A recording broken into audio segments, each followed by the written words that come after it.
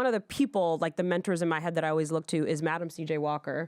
She's the first woman millionaire in America, and she was a black woman. Yeah. Okay? She was the youngest in her family. She was the only one that was not born into slavery. And in that environment, she built a business and became a millionaire. And she charged for her services. But if she wouldn't have bet on herself on day one, it wouldn't have happened. She did not have the internet. She did not have this podcast. She did not have all of these things that we now have. Like, there are no excuses left, my friends. Just get out there and do it, or don't. Like, shit or get off the pot is my advice. You know, they say women shouldn't be bossy. We're out here reclaiming that word. What's so wrong with being the boss? Bossy.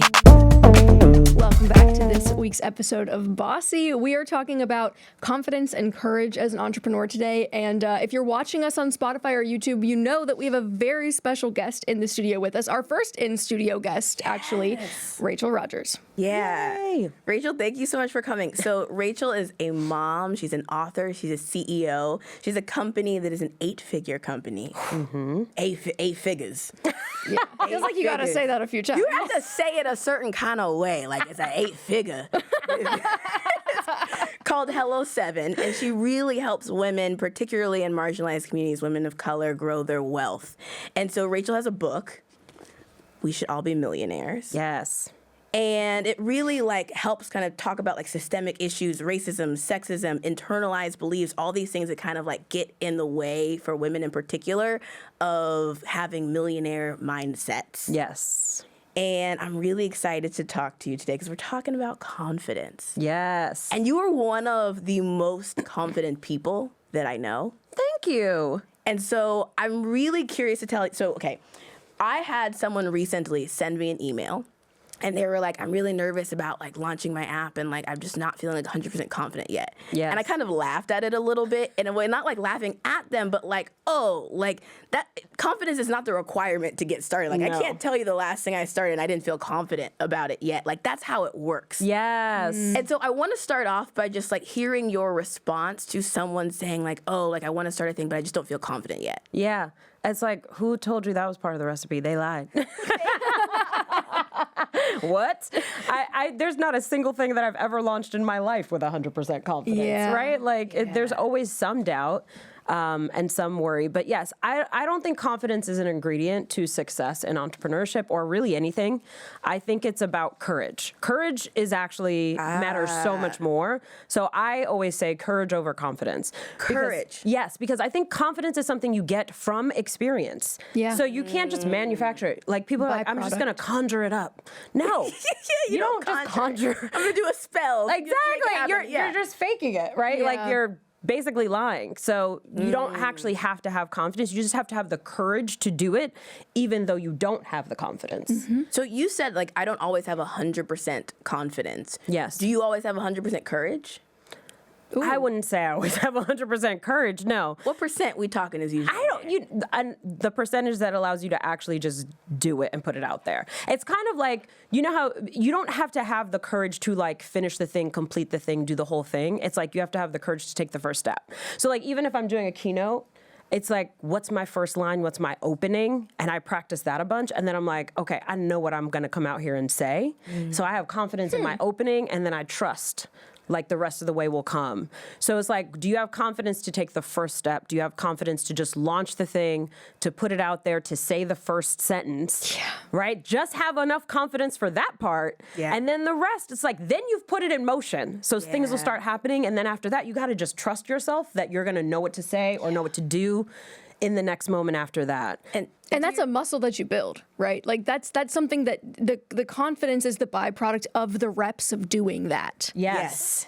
Exactly. Correct. So it's okay, I didn't fall apart. I've launched things before. I've put things out there before. I've said bold statements before, and I'm still here. So if that's the case, clearly, right, I can make it to the next thing, and the next thing is going to be okay. Because what we do is catastrophize in our head, and we're all of these horrible things are going to happen if I say say the thing, if I launch the thing, if I put myself out there in this way. Yeah. And it's like, none of that's going to happen.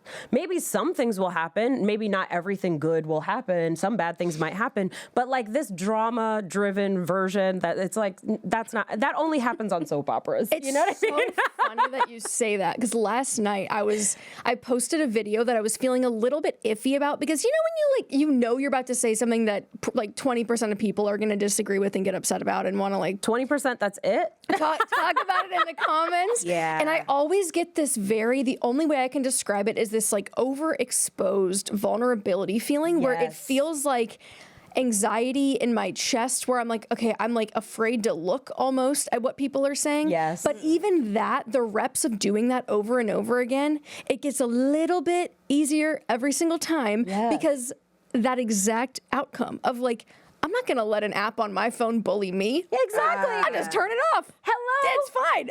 And guess what?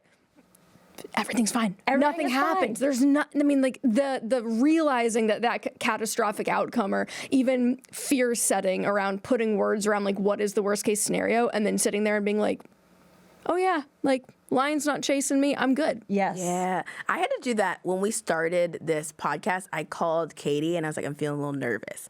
I think we had already recorded like a first couple of Yeah. episodes and we hadn't put it out yet. And I was feeling nervous about like, what are people going to say? Like I was feeling a little like not confident, not courageous about it, which I think surprised Katie. 'Cause she was Yes. like, oh, this energy coming Yeah. from you. I didn't know that. Yeah, I definitely have that. What is that book that's like the 10,000 reps of doing something he referenced? 10,000 hours. It's the Malcolm Gladwell Outliers book. Outliers, yeah. And he's like, It's like talking- you're best in your field, you're best in class. Like all of these people have spent so much time in their craft to get to that point. Yes, and what we do is we compare our beginner status to somebody who's got 10 years of experience and 10,000 reps in. And it's like, dude, Yeah. bring it down a notch. Yeah. Just start, be messy, be whack, right? Like, be okay with just being even terrible so that you can get started and figure out, okay, here's how I get better. There's this phrase I love, which is like, don't compare your beginning to someone else's middle. Yes. Yeah. But I'm wondering if the 10,000 hours concept applies to confidence. Like we talk about it, or like Malcolm Gladwell talks about it, to be successful, to be good at something.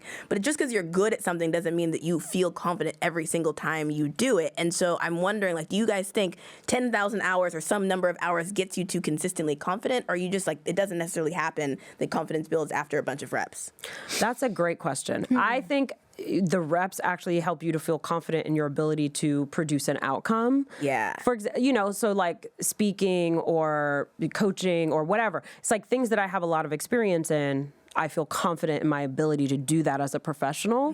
But it doesn't mean that I'm like, I'm a little nervous, right? Yeah. In certain things. Like I just gave a keynote 2 weeks ago that I was like, I had practiced it, I wrote it, I knew what I wanted to say. And it was actually somewhat controversial, which is probably why I was a little bit nervous. Yeah. And I still had nerves going onto the stage. And I've talked to, I used to practice law, so I have a lot of friends and know a lot of people who are trial lawyers, and they still would be nervous the first day of trial, right? Like when they're going to get out there in front of the judge, in front of a jury, in front of their client, in front of, people in the audience, and make a case, right? Like they still have nerves. I think that's a normal thing. I don't know that so many reps takes away nerves. It just means that you're going to get past that point and it's not stopping you. Yeah. But it's still there, Yeah. I think I've heard it said that anxiety and excitement feel the same way in the body. Yes. So what you don't want to do is feel anxious and go, no, you're not, calm down, it's fine. What you want to do is go, I'm excited, and start relabeling that emotion. Yes. And I think that actually helps me quite a bit, is like trying to almost paper over it and go, no, like let's just redirect that a little bit. It's okay that you're feeling Yes. kind of elevated or like stimulated by this. That means you care. That's a good thing. Thank you for saying that, because I've heard that before, but I needed to hear it again. Yes. You're Like welcome. where I am right now. So thank you for that. You're excited. love it. I think for me, the 10,000 hours, like there's probably some things I got 10,000 hours in at this point. I think it maybe doesn't make me just like default more courageous or confident, but there's maybe two little areas where I now now have that courage and confidence that I can Yes. then like take that and spread it. So in general, I'm pretty confident that I will figure something out. Yes. Yeah. I've had enough reps where like I'll figure something, you're gonna figure something out. Yeah.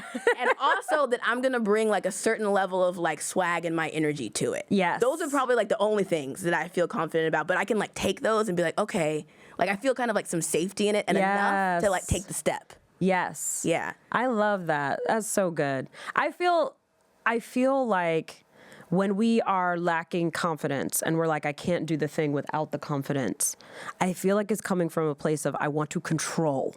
You know what I mean? Like what you just said about anxiety as well. And like you saying, I needed to hear that again. It's like, we just can't just go with the flow. Like if you're feeling anxiousness or you're feeling fear, it's like, cool. So it's like somebody would be like, I'm scared. Great. Right? Like there's no action that is required after feeling scared. You just are scared for a moment. Yeah. And like, okay, great, you're scared. Let's acknowledge that feeling. Now go do the thing. You know? So it's like, just learn to ride the wave and stop trying to control everything, because I think that's actually what gets us into like this place of like frozen and fear is like we can't control people's response, right? We can't control what people are going to say about us. We can't control whether it's going to go exactly how we planned it. Yeah. You know what I mean? We can't control if we trip. I'm just waiting for the moment where I trip on stage because I know it's coming. And like I'm And prepared. when you do, you're I'm going to ready. get up and go, oh, and the world's still spinning. Yes. And I'm still going to deliver, and I'm still going to Yes, stick I'm the actually going to landing. crack a great joke about it, Yeah. right? Laugh Yes. with the audience and then be like, okay, now back to what I was saying. I've been using this little motto for myself, which I think like kind of captures the season of life that I feel like I'm in right now. And it's like, I'm okay, go with the flow. Yes. I'm okay, go with the flow. That's my line love right now. that. So like when I start feeling like anxious or like not like I don't have enough courage to do a thing, if I start saying that to myself, for some reason that really works for me. I'm okay, go with the flow. Yes. 3 times and I kind of like calm myself down enough to move. Yes. Rachel, you mentioned this keynote that you were a little bit nervous about because you felt like it was controversial. I'm curious if there has been a product or service in the past that you can think of that you launched and you were feeling like, I'm not sure about this. Yeah. And I did it anyway. Yeah, literally every product or service that I've product. ever put out there in the world. Yeah. Like literally, I'm like, there is absolutely nothing that I've ever put out there that I'm like, this is it and it's gonna be amazing. I mean, And you have an 8-figure business. So I like to connect those dots explicitly, right? Of like, has never been 100% sure. Let's count the zeros. Like, that is amazing. exactly, because the zeros come from action. Yeah. They don't come from being 100% confident. I've never seen somebody make money just from being confident. You know what I mean? You're so right.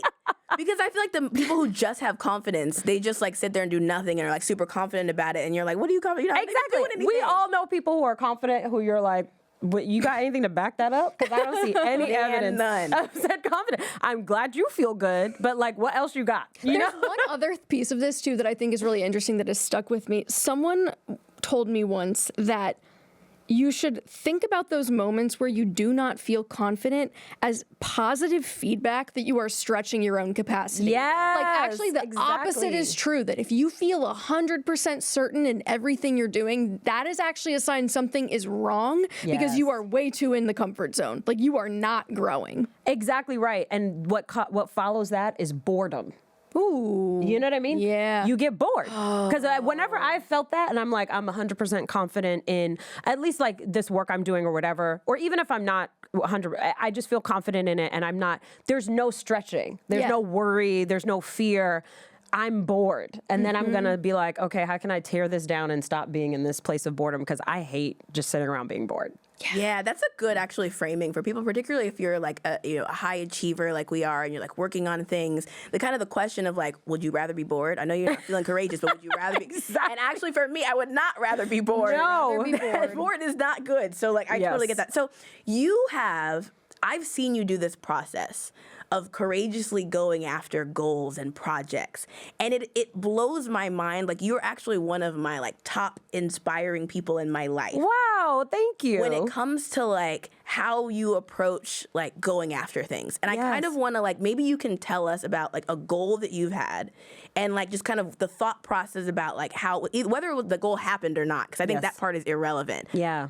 how you went through the like, okay, I'm going to start it. Here's the next step. Like, I want people to hear some of this process. Can you think of something, maybe kind of break this down for us? Yes. Well, I mean, a goal that I have right now is I want to grow my company to 100 million. Got it. So I'm in process on that. Yeah. And like we make progress and there's setbacks, but it's like, it don't change the goal. Like that's the goal. And we're just going to keep marching towards it. And that meant that the way I was building my company from day one was different than what other entrepreneurs were doing. Because, you know, I was building this business in the age of the lifestyle entrepreneur, right? So it's kind of like lay on an island with your laptop. And I'm like, I don't know if y'all have ever been to the beach with a laptop. It's really not that fun. Just enjoy the beach and put the laptop away. Like, what is this? Yeah. I feel like the internet is just full of crap sometimes. And you're just like, please stop it. I don't know if you've This is actually not fun. Let's call this laptop. Yeah. It's like, well, the actual aspirational piece of this is not being in a place where you have to bring the laptop to the beach to get to go to the beach without having to work. Yes, that's the real flex. That's the goal. Yes, the real flex is you're laying on the beach chilling and enjoying yourself. Yeah, man. Anyway, oh my gosh. Anyway, so that's what the image that was always expressed when I started building my business. And I became an entrepreneur in 2010. I was explaining to them, I'm like, I'm a geriatric millennial, y'all. So I'm like the oldest of the millennials. So I'm starting to feel that now. I'm like, oh, I'm older than a lot of people. This is weird. Yeah. I used to always feel like the youngest. Anyway, so that meant that as I was building my business, I always was like, I'm building systems, I'm building process, I'm building a team. And I was spending a lot of my revenue on team. And when other people were like, I'm just going to enjoy all my profits and like swim through my money like Scrooge McDuck, you know? And I'm like, I want to swim through my money like Scrooge McDuck, but I know that I have this bigger goal. Yeah. And it wasn't always 100 million. First it was, you know, I wanted to have a 7-figure business. Then I did that. Then I was like, okay, let's see if we can get to 10 million. Then I was like, wow, we did that. You know, that one shocked me. How do you set these number goals? Because they're big and they're like audacious. You just like think of one and you're like, that feels good. I like goals that scare the hell out of me. I like goals that are like, how in the hell am I going to do that? I write about it in my book, like having a BHAG, which is a big, hairy, audacious goal, right? Like people actually, if your goals are too small, you get bored. You don't have the motivation to actually accomplish them because they're very accomplishable. And you're just not thinking big enough. You're not thinking to your big point, enough. you think totally differently. Like if you said, Tara, how are you going to make apps without go to $1 billion business? Yes. You are Totally different. not thinking the same way that you think about it now. Yes, exactly. So it stretches you, it forces you to be creative and like come up with solutions and be like, okay, so if I were to do that. And then if you have no idea, the first step is you go find someone who's done it and you go talk to them and then you'll get a next step and you take that step. And then that step leads to the next step, right? So you just have to have the courage to take the next step. Yeah. And then it happens. And then you're like, okay, so now we've had a $10 million business. I can see the impact that we've had. I'm very comfortable financially. So like, I'm not solely motivated by just putting more money in my bank account because it's like, that's not exciting. Like I want it to be there for like future generations and for like foundations and all kinds of things that I want to fund. But I'm like, I don't really need anything anymore. So like that's not motivational enough for me, but the real reason why I want to do it, and I think this is the key, it's like having a why and then having a goal that's exciting that like gets you hype and is like, wouldn't it be amazing if we were to figure that out? Like it would blow my mind if we were able to accomplish that. So that's why that's the goal. Yeah. You know? And then for me, part of the why is like, I just want to leave the pathway, right? So I want to do it so that other Black women, other people of color are like, oh, well, Rachel Rodgers did it. So like, clearly I can do it too. Yeah. That's what I want. You know what's funny is two things. When you came in the room this morning, larger than life energy immediately. The energy in the whole place just shifted. And I was like, oh my God. Like, because I read your book. Yes. And when you talk about doing things that kind of give other women permission and show that it's possible and you like build this expansive mindset for people, you're the reason that I outsourced cleaning and cooking for like a year. I now cook for fun, but I mean, you were the person that I was like, oh, well, if she can do it, I can do that too. Like all of the limiting beliefs that I have about why I should not be doing these things, I now see them in a completely different light. So it's just so fun to get to sit next to you and talk to you about this and hear the mentality behind it as someone that has been on the receiving end of it. Yes, It's just wild. It's wild. But I want to ask you about these big goals and striving now that you're like, okay, well, we did 7, we did 8, like let's now go for 9. Yes.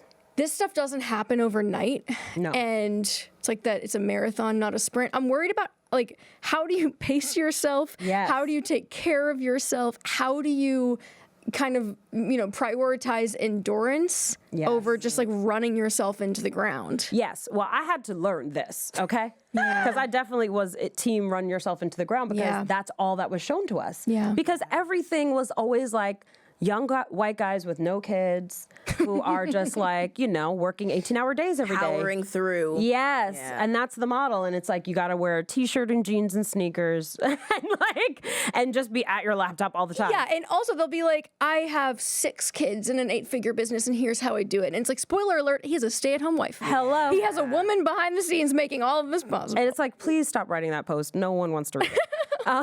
So we know the secret. We know your secret. know the secret It's us, already. okay? The It's secret's women. out. So You're not wrong. You're not wrong. Secret's us. Yes. yes, I've actually forgotten where we were going.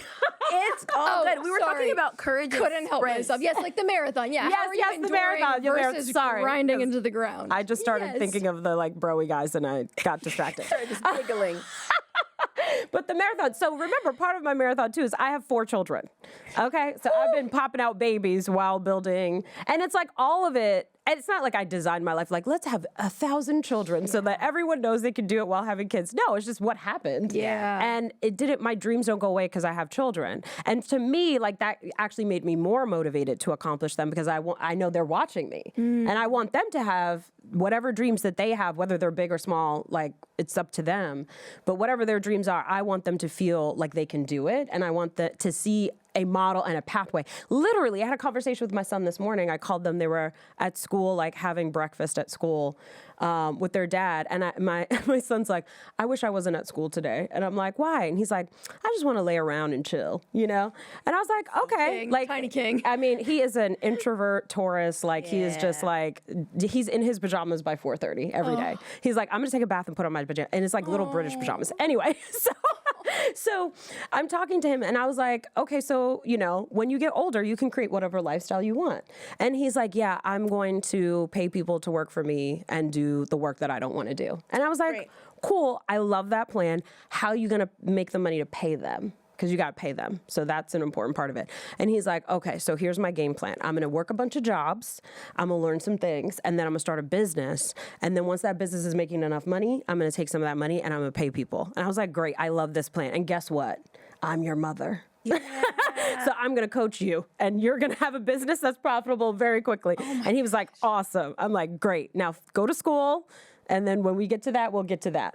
Yeah. But he already has that mentality because he's been watching me. Because he sees it. Because we Yes. just unconsciously play out these patterns. I cannot imagine having a parent that would have that conversation. You know what I was told? It was, that's too damn bad. You better go back to school. You want to lay around? Well, guess what? You got homework to do. You got to go clean the kitchen. Like, Your parents give you what they know. Yes. And as we then gather more knowledge Yeah. about what it looks like to be a high performer in the world, we just share what we know. Yes. It's a multi-generational thing. It's true, right? Because money is not the only thing you're leaving to your kids, right? Like the mindset, the mentality, that's a huge part of what you're leaving to your kids. So I'm like, what do I want to leave to my children? And whatever I want for them, I better do it for myself. this kid's getting free Because coaching. that's the It's only way they're going to get it. amazing. Yeah. Your Yes. kids are great. So we were talking about like sprints. Yes. And one of the Wait a minute. Can I answer that question about the marathons Please. though? Because I do think it's important. Sorry, I digressed with all the kid No, stuff. it's good. But I do want to say I used to go hard because I thought that was the only way because that's what's modeled for us. Work hard and that's what will make you money.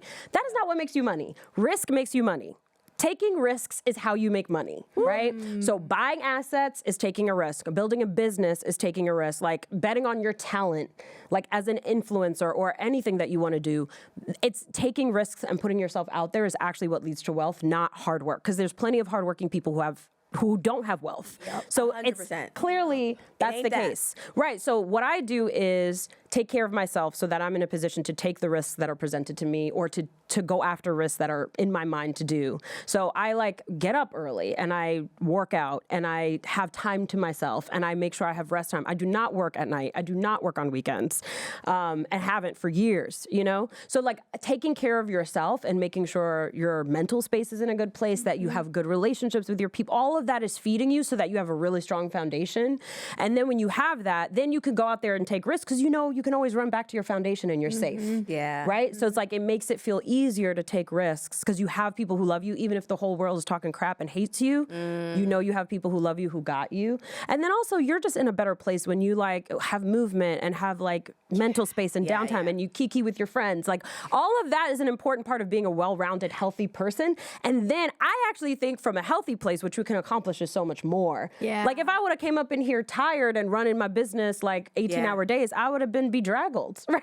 Like, Draggled. Just making up words Draggled is now. a good word. I'm feeling a little draggled. that's one of my favorite words, bedraggled. I love Is that a real word? It is a real word. Is it? Oh, I What thought does we it were mean? truly Just making like it up. you're just tired. You're and just worn out and looking Bedraggled. Yes, like you have just been worn out down to the bone.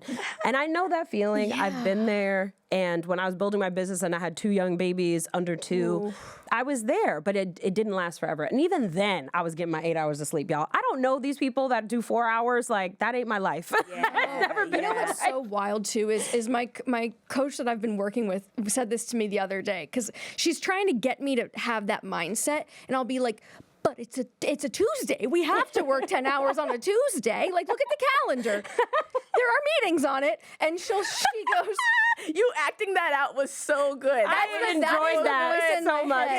She shows up, she busts down the door, she kicks it in, and she's like, "Listen, bitch, we got a to-do list." And I'm like, "Okay, I know. That's my." Does she have a name? Your inner voice that does Clipboard Katie. Yeah, Clipboard Katie. Clipboard Of course Katie we named her. is She's not the a one that nice stomps boss. and she's like, listen to me. But so she told me the other day something so interesting that totally jives with what you're saying, which is like, your job is to channel the creativity Yes. that you have been given. Yes. And it's only going to come through you if you're in that aligned, relaxed, grounded space. Yes. And every time you get like this and you're grasping and you've got the clipboard and you're banging it on, she's like, you're just blocking that channel. Literally. And then you're straining, you're like, why isn't anything coming through? So she was like, your only job is to get yourself into that place to where that work and those ideas and all of that just effortlessly falls out of you. Exactly. Which is a completely different mentality than like That's flow state, right? flow Being state. in flow. Yes. And then you can have these little like sprints of courage. Like I do these little like courage sprint activities for myself.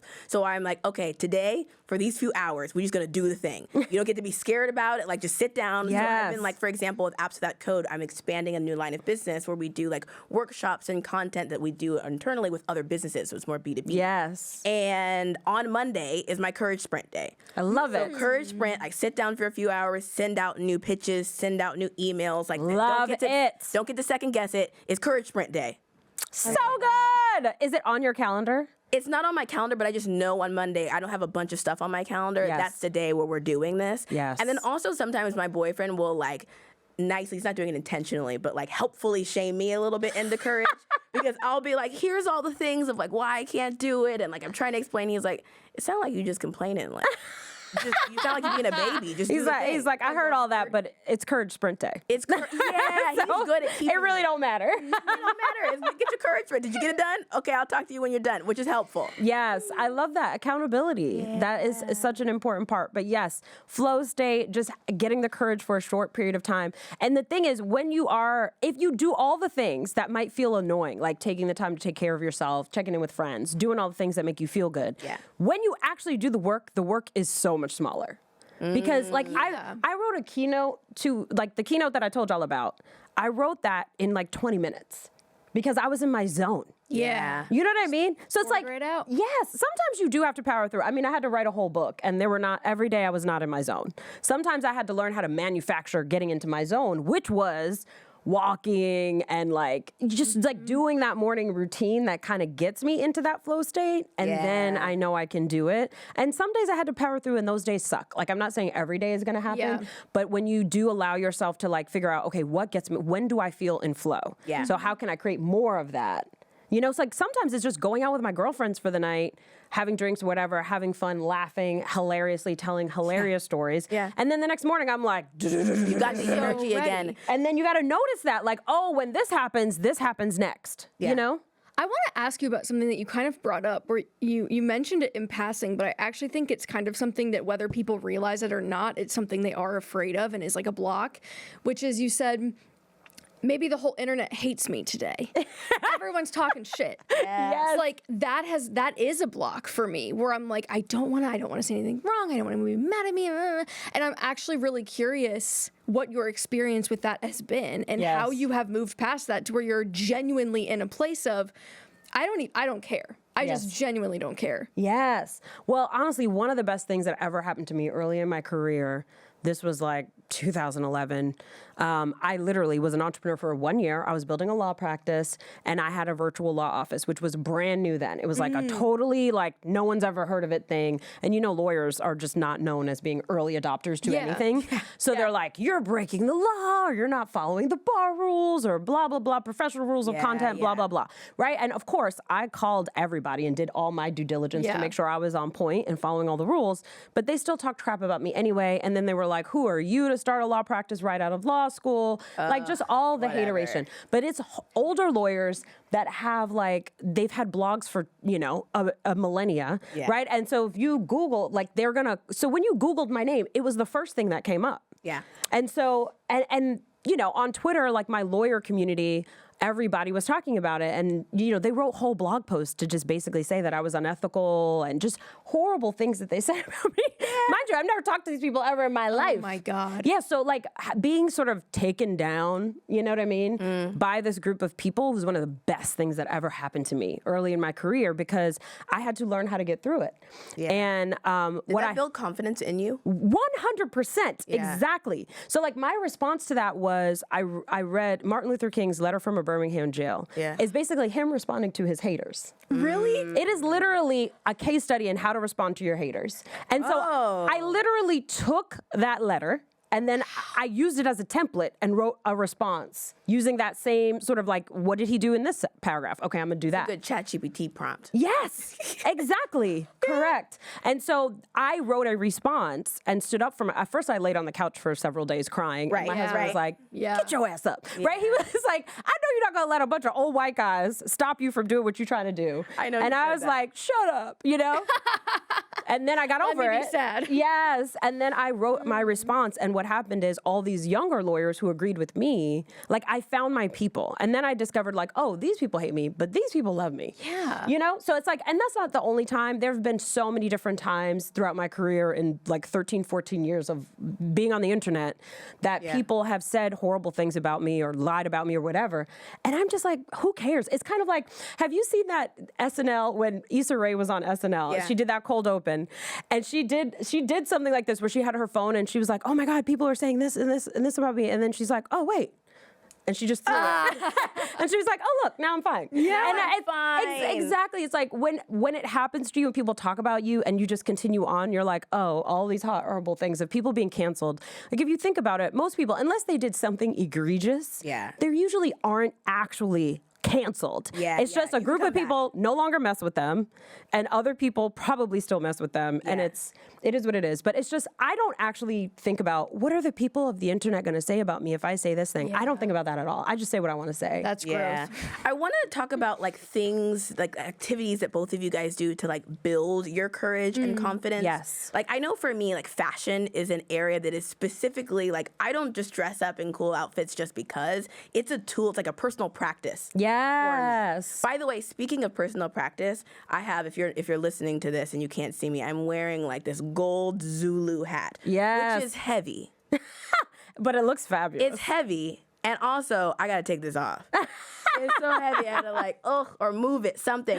But really, like dressing up, like has really helped me master my confidence because there's a voice in my head. And the voice is like, you're doing too much. That's not gonna fit in. No one's gonna like that. That's kind of weird. And it just goes nuts. Like this voice just goes raging. And so I had to practice. I had to figure out a way. And it's not just with fashion. That voice comes with like a business deal, like everything. Like she's loud and she's annoying. I need to give her a name. Like I want to slap her Katie. personally. You're okay. So you're the person in my life who often does slap her, and I come in with this story, and you listen very nicely, and then you're like, yeah, no. Nah. That's usually my response. Here's what we're gonna do. We're gonna charge the price. We're gonna do the thing. Yes. Like and you like you're very good at like helping me externally quiet her, but I have to build my own practice of getting her more quiet. And for me, like one of those things that I was like, okay, here's what I can do is just do the opposite of what she says. Yes. So she says, good. if she says you're doing too much, wear the crazy hat. Yep. Yep, I'm doing too much. I love it. It's too much. So Deal with it. And for me, like that practice of doing that over and over again, that voice has gotten quiet, and like fashion has been like a good grounding zone for me to do this. 'Cause Yes. with fashion, like people care a lot about social conformity. Yes, they do. Right. In every way. Fashion and everything else too, but it's the first thing because you see it. It's You visual. see it, and it's like it's upsetting to people if it doesn't like fit into a box of something. Yes. And so for me, it's been a good playground to do that. So I'm curious if either of you guys, maybe Rachel, you can go first. Like, are there any tools you do for yourself to like crank your confidence? Yes. Well, I love that. And I think I'm kind of rebellious like that too, where I'm just like, oh, they said I couldn't do it, or you're in my head telling me I can't do it. Now I'm going to go do exactly that because I'm a rebellious person. Watch me. Because it's part of my identity that I don't conform. Yeah. That I do what's right for me. That's Like, interesting. That's literally, that's who I am as a person. I think this is why we're friends. Yes, exactly. This Yeah. is exactly why we're friends. And so I'm like, okay, so is that you or is that them? Like the infamous them. So I have to ask that question. But another thing that I do, which is really just a coaching tool, is to say, okay, so Clipboard Katie says you have Yeah. to work. So then I'll ask you, is that true? Mm-hmm. It's true that you have to work? Oh, I see. No. Well, maybe. Who answered when you said no, and then who answered when you said maybe? But now that's a good question. Yes. I think my initial instinct was no. And then she was like, what the fuck are you talking about? Yes. She came up and she was like, yes, you do. Right. So no, you don't have to work. So what evidence do you have to show that that's not true, right? That you don't actually have to work? That my needs are met and my deadlines are arbitrary. Yes, exactly. Yeah. Right. I'm like, if we're being totally honest. Yes, and can you think of a time where you didn't work and then suddenly you made money? Yeah. Yeah. Yeah. And so this is what I do with people is like, okay, so you believe this thing. Is it true? Sometimes they'll say, no, it actually isn't true. And I'm like, okay, great. Now let's make a list of like 25 pieces of evidence that it's not true. Yeah. So like, okay, stories from your life, other people who are doing it, whatever it is. So what you're doing is like building the neural pathway in your brain that makes it possible for you to believe it. I just want to highlight this as well because this is something that I think there's two pieces of this. There's the conscious awareness that you have this tendency, Yes. and then there's the subconscious belief. Yes. And I think we so often, when I recognized this in myself, this tendency to feel as though in order to be worthy, I had to be constantly productive, I noticed it was like, oh, that's interesting. I don't really want to do that anymore. But it has taken truly years Yes. past the point of becoming aware to actually shift the subconscious beliefs Correct. underneath it. It's taken a lot of work. It's taken it's frustrating because I'm like, I know this is a problem, so why can't I do anything about it? Yes. Yeah. So the awareness is not enough because not that's enough. just the surface thing. Right. It's just like, okay, I'm aware that that's true. That's why you have to collect evidence. Yes. And then you make that a practice. Like every day I'm collecting more evidence. And then you have to try it. You have to be like, okay, Experiment with I'm it, just going to yeah. blow all my meetings and cancel everything today and see what happens. Yeah. And then, die? yeah, exactly. Did you die? Did money just show up? Like, Right. then you start to notice, like I started to notice every time I went on vacation, I would just have a flood of money show up. And I'd be like, what? Stop playing. And it was like the universe being like, okay, you're taking the risk and I'm going to give you a little something to just let you know you're on the right path. It's like a sign to show you, yes, keep going, keep going, keep going. This is a concept I think most people are going to struggle with when they hear this. Like, Really? that Yeah. you could just do nothing and money will come. Like, that is something. Because there's a belief that you have to constantly be working and you have to unpack that belief. Just because it's strongly held doesn't make it true. Okay? just because you feel passionate about it, it does not make it true. So it's like when people are like, well, I have a really hard time believing that. Okay, I don't care. That does not change my answer in any way, shape, or form. I know. I love this. But this is like what I love about this show is like you kind of just get to like hear how entrepreneurs talk to each other. Yes. And what you just said, right, was something that like we would totally say to each other. I would say that to Katie. Katie would say it to me. I would say it to you about like, oh yeah, and like I went on vacation and like it just came. And like the other person would respond and be like, yeah, it works that way. Yes. And there's like a common understanding of that, of like high performing entrepreneurship. But when you're starting, yes, that feels like it is not true. If I don't go to the job, I will not get them. Like it really doesn't even compute. Let me give you an example of this that is so resonant right now. When I started Money with Katie, I was trying to get a business credit card. And I wasn't trying to get a business credit card because I was anticipating having business expenses. I just wanted the points. And I was like, well, I got an LLC now, so let me give me some points. So I'm on the phone with the rep because they were like, we need to ask you more questions about this business before we extend you this line of credit. So I'm like, hello? And they're asking me, what is your anticipated revenue per month?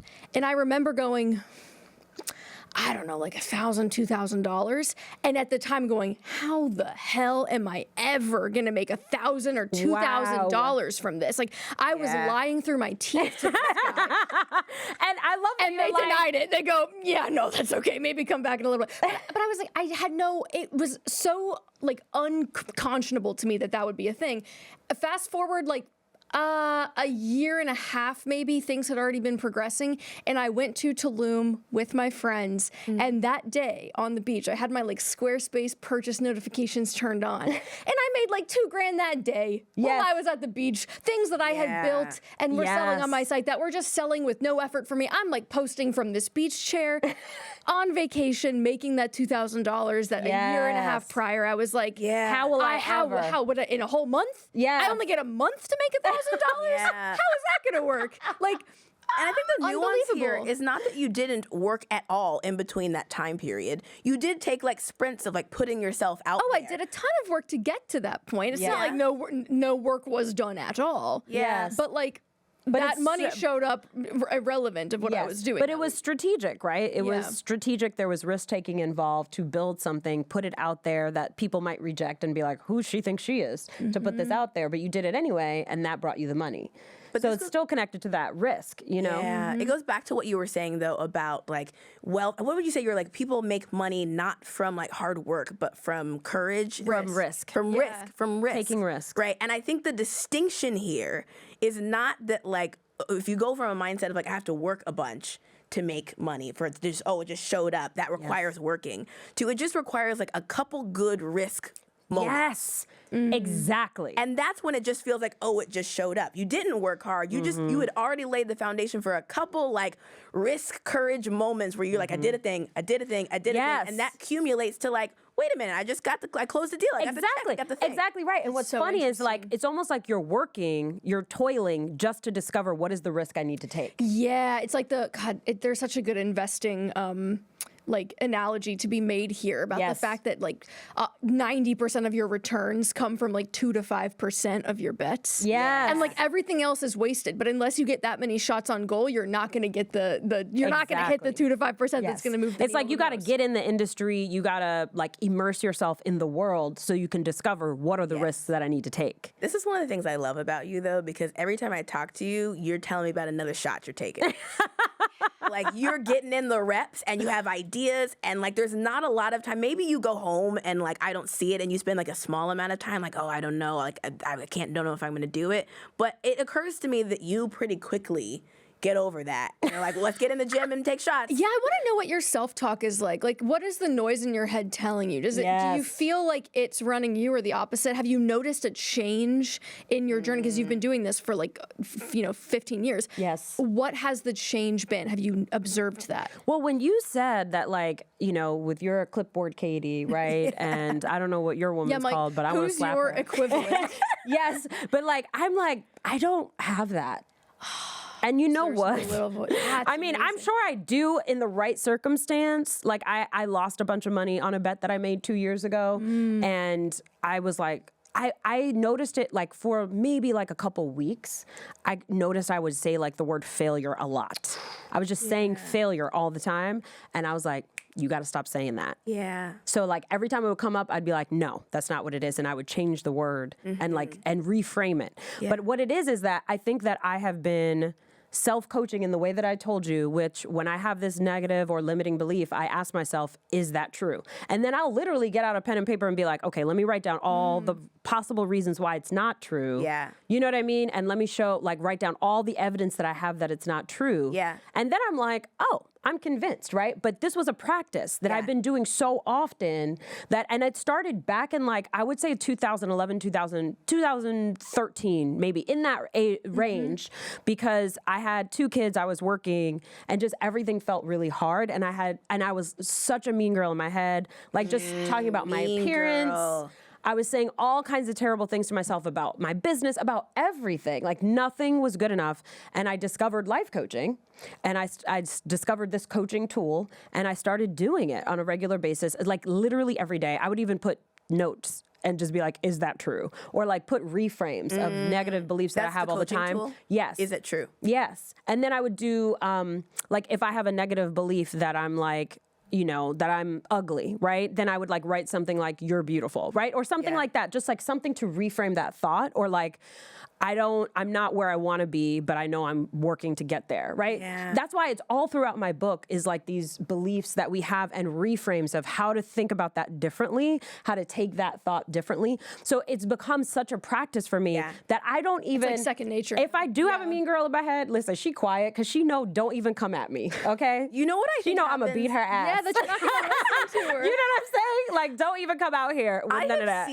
I have seen you go through this. I think what's actually happening is you've just condensed the amount of time that it takes. So you're not in the mud for a long time. It's quick. I remember I was at a dinner with you once. We were at dinner. Yes. And something had fallen through. A shot That was the one that I lost a bunch of money. Yes. The shot that you took had just fallen through.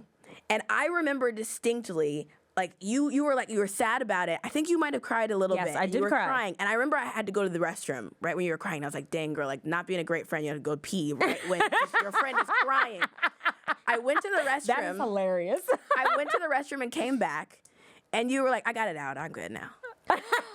Because you condensed a period of time. You went through the valley, came back out, and you were like, let me tell you about the next idea I got. Yes. That was the end of that period where I was talking bad to myself. Yeah. And then y'all visited, we went to dinner, and I just cried and just let it out. And even as I was crying, I was saying, I'm sad that I lost this money. I'm sad that it didn't work out the way that this bet that I took didn't work out. But I'm proud of myself that I was willing to try it. Yeah. And I truly felt that in that moment. And I think I just had to have that release. And then literally I was over it. Wow. And then even there were times where my husband, he wasn't over it.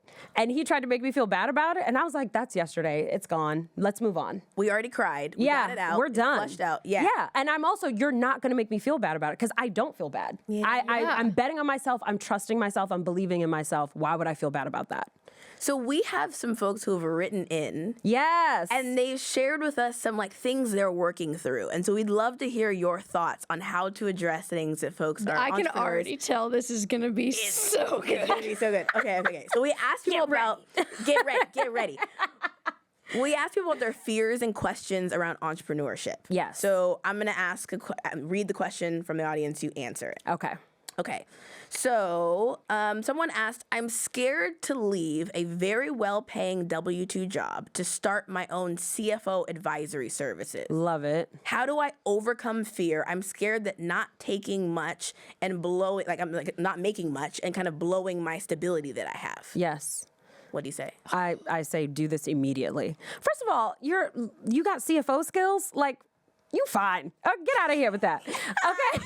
Listen, true. let me tell you what. This is what I would do. I would do the math on how much money do I need. So sometimes it's not like if your salary is $100,000, but what you actually take home is $6,000 and you live off of $6,000. Yeah. And then also you got to think about like, okay, I no longer have to commute. I no longer need to buy lunch. I no longer need a wardrobe for work. Yeah. Like what can you cut, right? And so you can figure out, all right, how much exactly do I need? Like, what's my bare minimum to be like to get by, and not like to be destitute, right? To like just be able to maintain baseline, right? Like maybe you're getting rid of some of your like fancy subscription boxes that you actually don't need, right? For your dog or whatever nonsense, you know, that you're doing, right? Maybe you cut some of that, but for the most part, you keep your lifestyle the same. How much do you need to make? Let's say it's $10K a month. Okay, great. Now for CFO services, who's your client going to be, right? And figure out who needs you, who needs your services.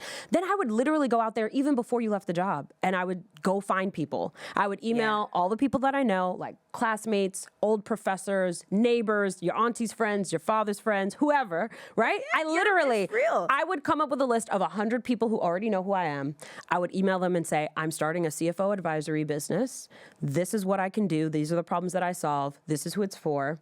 Please, if you could use my services, hire me, or share it with at least one person. Yeah. That's how I started. Literally, that's all I did. And I had 3 clients from just sending that first email. And I think I sent postcards too, because it was the days of Vistaprint. Yeah, I remember. Shout out Vistaprint. Shout out to Vistaprint. So I sent like a postcard in the mail to this same 100 list. Yeah. And they all wanted to help me. Because I asked for help and I was vulnerable. They all wanted to help me. And I got a bunch of clients from it. And from those clients, I got more clients and whatever. So like, it'd be like, okay, so if, let's say their services are going to be $2,000 a month. You need 5 clients. Okay, now go get those 5 clients. Now, once you have those 5 clients, quit the job. You know? What do you say if they're worried about charging what feels like a lot, maybe at $2,000 a month? Yes, I actually feel like that number is too low. I pay more than that for CFO services. 100%. So like, please understand. How should people think about like what I pay? You would only need, if you needed to make $100,000, you'd need 1 client. You know what I mean? Yeah. If I was your client, you would not need any other clients, right? To just be able to quit your job. So, and that's the thing. It's like maybe you want to go after larger businesses that value that service more. So like, who values what you have to offer? And talk to them, because this is what they do. They talk to everybody, and some people don't value it because they don't need that service. Yeah. It doesn't mean that it's not good. It means you're talking to the wrong. Stop talking to them. Right? Talk to the people who are desperate for what you have. Yeah, because sorry. I just want to add one thing there too, which is I think when I went through this, somebody reframed it for me, and they said, well, what's the worst case scenario? Yes. If you do it? And I said, the worst case scenario is that I fail and I have to go find a full-time job again. And they said, okay, well, you're already living your worst case scenario. Yes. You got the full-time job. Oh, yes. And you can always find a job you hate. Like, that's the easiest thing in the world, is to find a job you hate. Right? Like, true. You know what I mean? It's like, you really can just go, okay, you're already in the it's not working. thing. I've got this resume. Let me put it out there and get another job I hate for a while. You know what I mean? But sometimes that's what it is. I do love that you said get the 5 clients first, because I think that like there's a difference between taking a calculated risk and taking a foolish risk. Hello, please say it again. So you get the clients, you get the proof of concept, you start generating some income from it, and then it's like not that big of a leap. Exactly. It makes the leap shorter because you were more strategic about it. So yes, don't make foolish bets. Like, I think that is such an important distinction. Not every risk is a risk worth taking. No, but you can overlap it to kind of manage that. Yes, exactly. Okay, so I have one more. Caitlin says, when do you know it's time to leave your full-time job for your side gig in terms of timing? Yes. Timing should be whatever you want. Are you done with it? Do you hate your life? When you put on your pants in the morning as you're getting dressed, are you like, Lord God, help me? You know what I mean? If you're in that place, get the hell out of there. Okay? Like, why are you making yourself miserable? You're not going to do your best work, and you're not going to make the most money. And I will say, as an employer, I have a team of 25 full-time employees. Wow. If I had somebody working for me who, like, that's how they got out of bed and they were miserable, I'd be like, please, how can I help you find something else to do? Yeah. And I will replace you. Let's create a transition plan. You can even join the program and, like, learn how to build your own business or whatever. But, like, don't waste my time and your time by bringing this I hate this job energy to my workplace. Like, I don't want that in our culture. I want everybody to love what they're doing and be excited and hyped, you know? So, Rachel, any last sort of advice or feedback you have for people who are just navigating like courage and bravery as an entrepreneur or as an intrapreneur and they're working at a job? Yes. Some advice that I got from a lawyer when I was starting my first practice, and I was like a guru for this guy because he had like a book about how to start a law practice. So I'd like, every time he was speaking, I would show up because I just wanted to learn everything that I could to like make this happen. And one of the things that he said is, you may not be experienced, but you're qualified. So when you're starting your law practice, right? Like I have a law degree, I passed the bar, I don't have years of experience that other people have, but I am qualified. I have the qualifications to do the job, right? So like that is something that I think helps people to be like, oh, I can do this. I'm qualified to do this, right? Like I did it in my old job. I don't have a ton of experience doing it for other people, but I'm qualified, you know? So just decide you're going to qualify yourself, you know? Don't be your own gatekeeper and prevent yourself from shooting your shot. You know, like, and one of the things that one of the people, like the mentors in my head that I always look to is Madam C.J. Walker. She's the first woman millionaire in America, and she was a black woman. Yeah. Okay? Like, put some respect on it. Respect on that name. Exactly. During Reconstruction, she was born into slavery. Like, her she was the youngest in her family. She was the only one that was not born into slavery. And in that environment, she built a business and became a millionaire. And she charged for her services. Yeah. She charged, I did the math on this. I can't remember exactly what it was, but like her clients had to pay something like 30% of their salary to buy her products. And she charged it anyway. Yeah. And guess what? It helped them. And then she was hiring them. And basically she created a whole new career path for black women back then. Like created a whole economy. Yes. The whole economy. That's wild. None of which would have been possible if she hadn't done it. She also like was into politics and was giving money to the NAACP and all of these things, right? Yeah. Advancing the state of black people in society. But if she wouldn't have bet on herself on day one, it wouldn't have happened. She did not have the internet. She did not have this podcast. She did not have all of these things that we now have. Like, there are no excuses left, my friends. Just get out there and do it, or don't. Like, shit or get off the pot is my advice. I want to literally leave us here because these are the kinds of pep talks that you give me, that you give the rest of our friends, where like you get fed up, you listen for a minute, you're fed up, and you're like, okay, we're going to do it or not. Are we doing it? What are we doing? And like, it's useful. If you don't have a friend in your life like that, let Rachel, as you listen to it, be the friend in your ear right now, giving you the pep talk. Yes. Right? We're about taking risks. Yes. And making bets on yourself. Yes. And you said something that I just want to wrap up with, which was like, qualify yourself. Yes. Qualify yourself. I'm going to remember that. I'm writing that down for myself. I love it. That is all for this week's episode of Bossy. Big, huge thank you to Rachel Rodgers for joining us today. That was so much fun. Could truly talk to you for hours. So thank you for making the time, and thank you for listening at home, and we will see you next week right here on Bossy.